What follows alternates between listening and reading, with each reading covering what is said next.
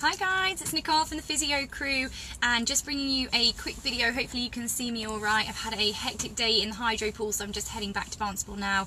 Sorry that I didn't get a chance to do these this morning. It's been a bit nuts, but I thought I'm going to make sure that I stop. I was like, right, I'm going to drive back to Devon. I was like, no, I'm going to pull over in a lay-by and get these done because I've got an amazing resource to share with you. So a lot of you will know that I do lots and lots of reading, listening, audiobooks as I'm traveling, and who I'm listening to at the moment is a guy called Tony Robbins. I saw him at a conference in America in March this year, and if you can get past the Americanness, because there is a bit of American well, not happy clappy, because it's not like that at all, but it's kind of that positive outlook and pushing forward. But he talks so much sense, and so often with people who are coming in for physio, they think that there is always the just that it's as simple as there's a physical cause and then that nociception, so those signals go up to the brain and then the brain outputs them and then you get pain or not. But what they don't realize is that behind every single injury there's a person as well, and the brain interacts with that, the mind interacts with that, how you perceive things, how you look at things, and that's something that I've always been absolutely fascinated with, because I've always wondered, you know, why is it that there's people who come in for second opinions and nothing else has worked? How are we different? How do we help people? Because the more people you can help, the better. The more people we keep out of our clinic, the better. It's not that I don't want to see you, but for me, I get the enjoyment out of my job when I get people better and I don't see them again. So this particular guy, Tony Robbins, have a little look on his YouTube. There's loads and loads of stuff which is absolutely free, and it sort of looks at your perception. It looks at your relationships, your finances. It can be any area of your life, and it looks about helping you to understand how the brain works. Now, he does talk about biochemistry. He doesn't go in as much detail as we might do in a physio setting, but it's just really interesting to listen to his ideas of perception, and that happens a lot in somebody with injuries. So you can have someone who has an amputation and they experience a grieving process. That's normal to go through a grieving process. They're experiencing loss. Now the reason how somebody does after that, how somebody recovers, is how they view their injury. So if they've had an amputation and their view is, right, this has opened doors, I can help more people who've had amputations, I want to actually pursue a career in sport now because getting into the Paralympics is something that I would be very, very passionate about. So it opens lots of different doors. But if we always perceive something as a loss and we don't learn to grieve and move past that, then that can actually end up affecting you for a really, really long time. And he actually was using more kind of trivial examples, such as he talked about a lady who sort of came into his clinic and said, I broke up with my boyfriend 7 years ago, and he did this to me, he did that, and I haven't ever been able to recover from it. And Tony Robbins said that in this particular example, he turned around and he said, God, that's quite an accomplishment to be depressed for 7 years. That's what she said. I've been depressed for 7 years since he ruined my life. And he said, God, that's quite an accomplishment to be depressed for that time, which of course broke her kind of pattern and actually helped her to perceive things differently, because our thoughts and feelings are owned by ourselves. So nothing can actually hurt you because you have the ability to change how you feel about that particular situation.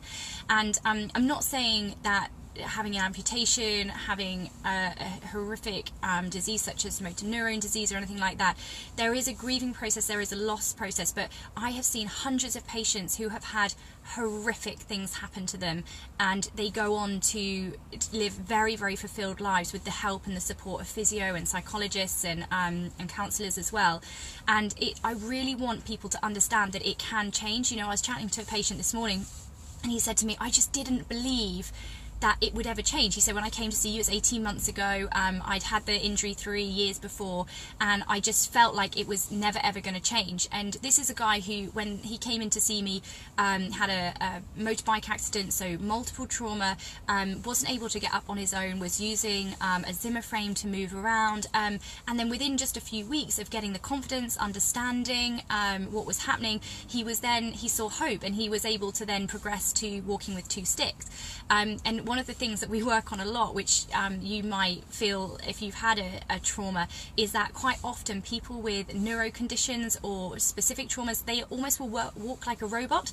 And today I had a moment where it was just amazing, because he was walking with smooth movement, and you know, to someone, an outsider, like, they probably don't know what a big difference that makes in someone's life, but for him that made him feel part of his identity. So we always look back to what is our blueprint, what do we think about ourselves. So for me, I like the thought of hopefully creating a business that's going to benefit loads and loads of people. If an injury happened to me that made me feel like I wasn't going to be able to achieve that goal, then I would experience hurt and loss like people do if they lose the leg, or if they you know, have a multiple trauma, or if they have a stroke.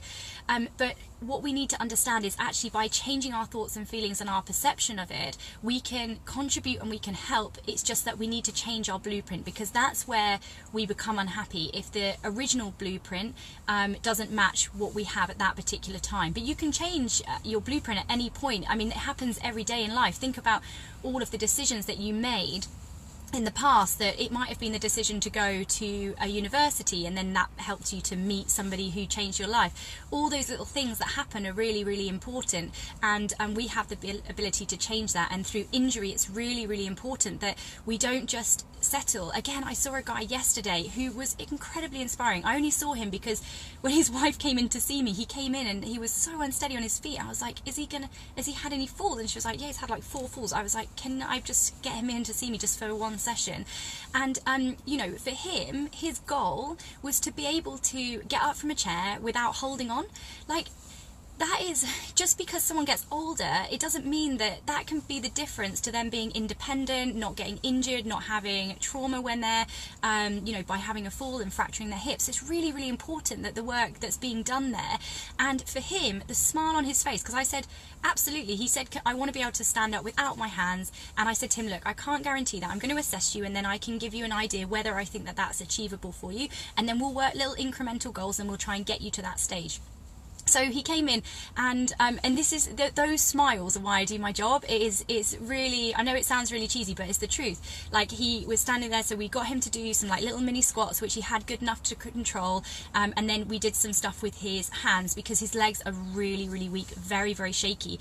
But the signal is getting there. So he's got peripheral neuropathy, which is something that people with diabetes get. So you have less feeling in your legs. So if you fall and you cut your legs, that again can lead to ulcers and then amputations. So it's really important that we don't have falls, so that we don't have cuts that then can heal properly because you're not diabetic. Also looking at trying to sort the diabetes out as well.